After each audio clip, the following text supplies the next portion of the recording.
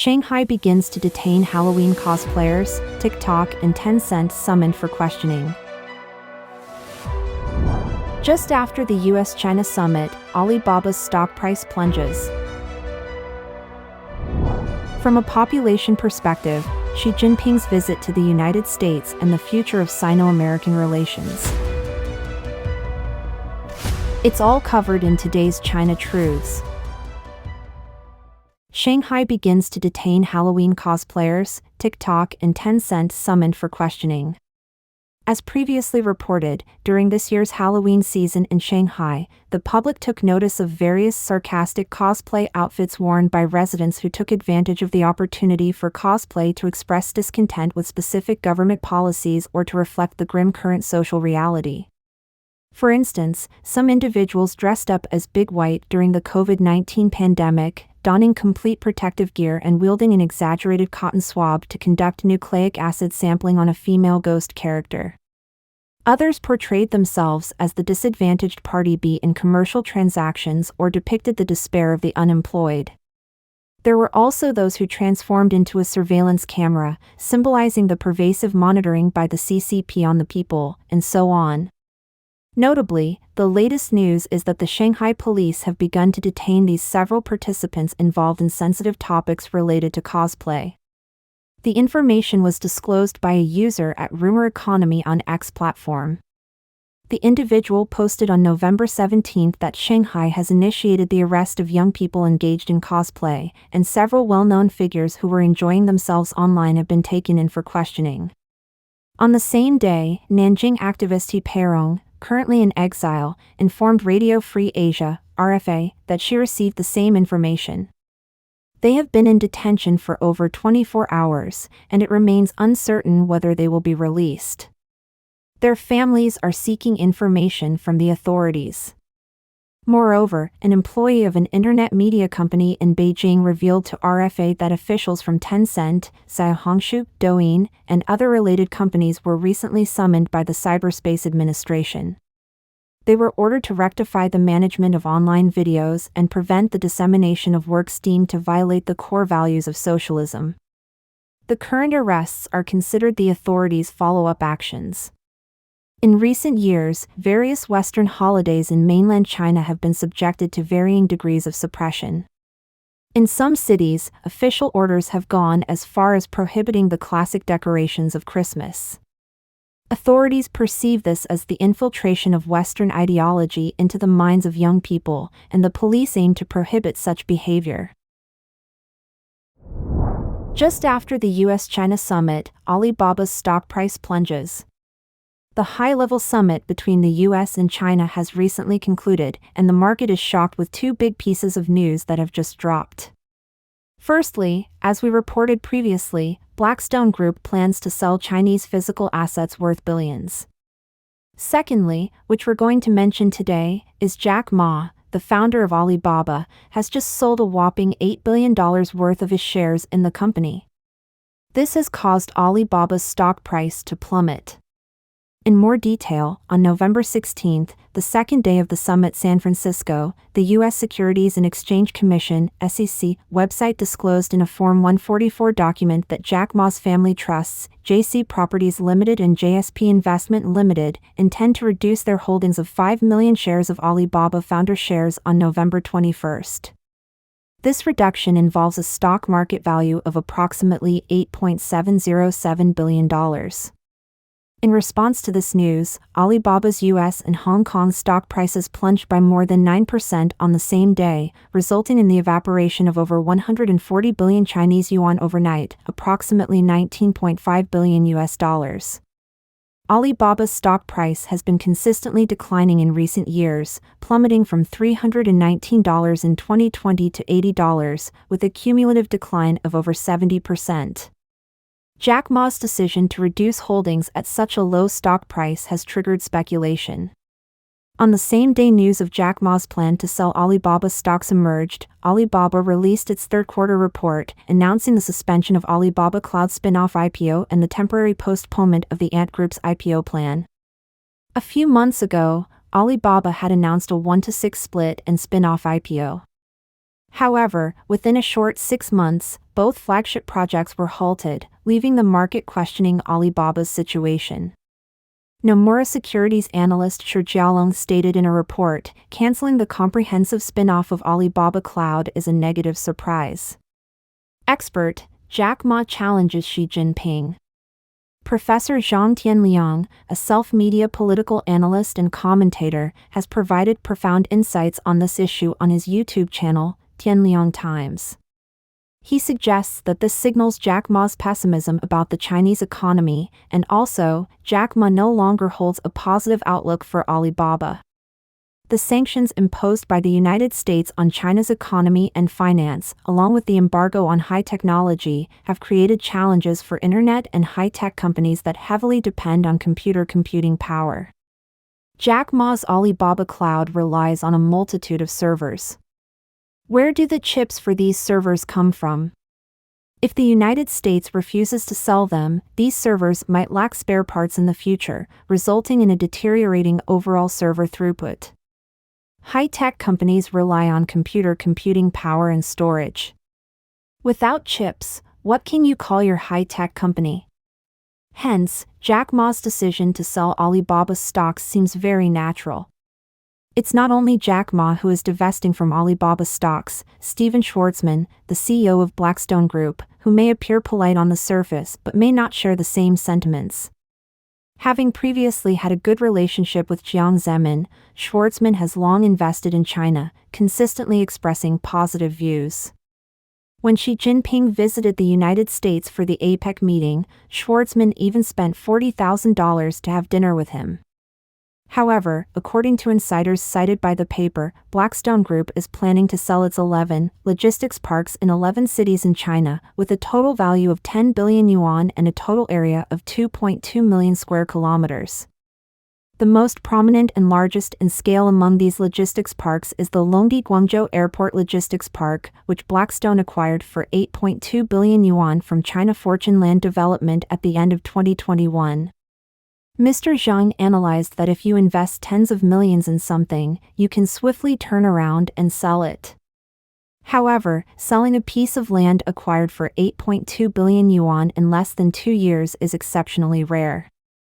This suggests that Schwarzman is following in the footsteps of Li Ka-shing. At the first sign of trouble, he swiftly sells off these assets. Li Ka-shing is a prominent Hong Kong business magnate and the founder of CK Hutchison Holdings Limited. In 2013, Li Ka-shing's Cheung Kong Holdings began slowly restructuring its holdings in the mainland, including real estate, retail chains, and other assets, shifting its investments to Europe. This sent shockwaves through China's business community. Consequently, Mr. Zhang said that China's current economic outlook is bleak.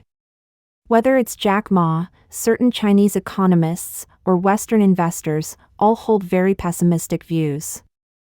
During Xi Jinping's visit to the United States, the Chinese Communist Party released a series of economic data. One critical piece of data is the Manufacturing Purchasing Managers' Index, PMI, for October, which has fallen back below the contraction line to 49.5%. This indicates a contraction in the macroeconomy. Furthermore, China's foreign capital is consistently flowing out, and by the third quarter, the outflow of foreign capital from China has surpassed the inflow by $11.8 billion.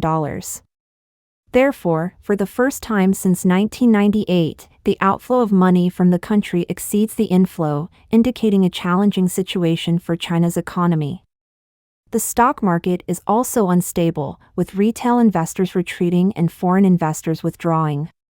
Geopolitical shocks are further impacting the market. Consequently, many indices, such as the MSCI China Index, have experienced an 8% decline this year. The MSCI China Index is a widely followed equity index that tracks the performance of the Chinese stock market. The data released by Wall Street is quite interesting.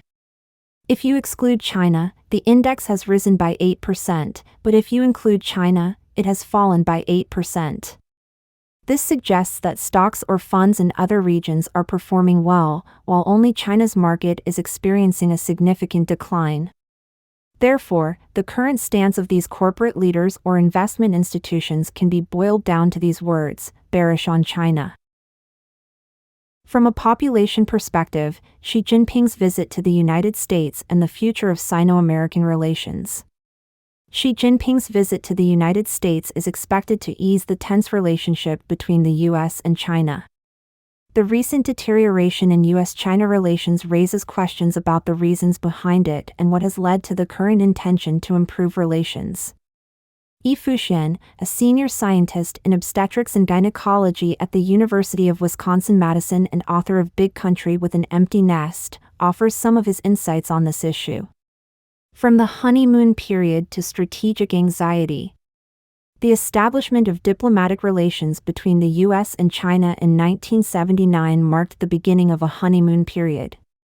In 2001, U.S. President Clinton's decision to allow China to join the World Trade Organization was seen as a diplomatic gesture, with the hope that China might undergo a political transformation similar to Taiwan and South Korea. However, recent years have witnessed disappointment in the West due to China's political developments. Particularly noteworthy are China's political proclamations of rising in the East and decline in the West, and the assertion of a great change not seen in a century. These include calls to carry forward the spirit of struggle in diplomacy and the construction of a new international order. These stances have induced strategic anxiety among U.S. policymakers. In an unusual bipartisan consensus, both political parties in the U.S. have come to view China as a strategic competitor, aiming to challenge the free international order established by the U.S. after World War II. This has resulted in a downward spiral in U.S.-China relations. Exaggerated economic predictions stemming from erroneous population data. China's shift from the policy of keeping a low profile to wolf warrior diplomacy is due to a strategic misjudgment. In 2008, Lin Yifu, a Chinese economist and professor, predicted that China's economy would be 2.5 times that of the United States by 2030. In 2010, Li Daokuei, another Chinese economist and professor, made the judgment that the center of the world economy would shift to the east. In 2011, Huan Long, once again a Chinese economist and professor, predicted that China's economy would be 2.2 times that of the United States by 2030. In 2017, Li Daokuei predicted that by 2049, China's population would be 4 times that of the United States, with per capita GDP at 75% of the U.S., and the total economy 3 times that of the U.S. He questioned, will the Americans still dare to interfere in the South China Sea? Misled by these imperial teachers instructing the political leadership, Chinese leaders have made a strategic misjudgment of rising in the East and falling in the West. However, the predictions of figures like Lin Yifu and Li Daokuei are based on wildly inaccurate population data, which can mislead U.S. officials. For example, Michael Pillsbury, former China advisor to U.S. President Trump, endorsed the predictions made by figures like Lin Yifu and Li Daokuei.